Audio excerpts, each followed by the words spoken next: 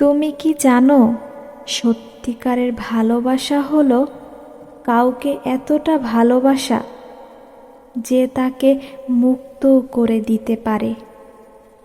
তুমি হয়তো হাজারটা দিন রাত কান্না আর দোয়া দিয়েও কাউকে রাখার চেষ্টা করেছো, কিন্তু সে চলে গেছে। তাকে ধরে রাখার মানে তোমার কষ্ট দীর্ঘ করা। আজ ছেড়ে দাও, আজ নিজেকে মুক্ত করো। আমরা অনেক সময় ভাবি, আমি তো ভালোবাসি, তাহলে সে চলে যাবে কেন? কিন্তু ভালোবাসা কখনোই একপাক্ষিক টিকতে পারে না।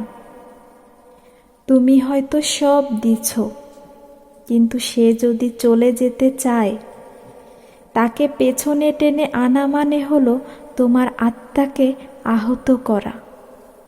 তুমি প্রতিদিন ওর খেয়াল রাখো, ওর জন্য চিন্তা করো, ওর পছন্দ অপছন্দ মনে রাখো, তবু সে তোমাকে বেশি মনে করে না।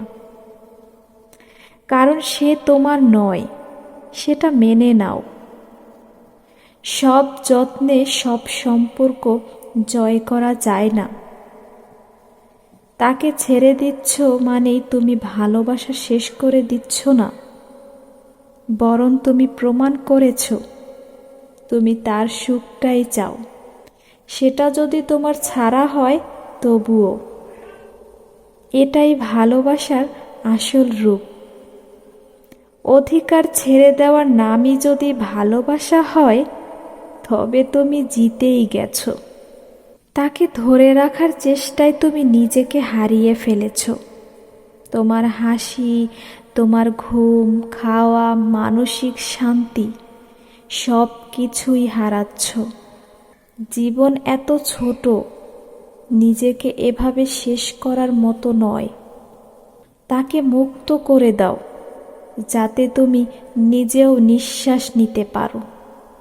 তুমি যে চেষ্টা করেছ, কাঁদছ, প্রার্থনা করেছ, আল্লাহ সব দেখেছেন।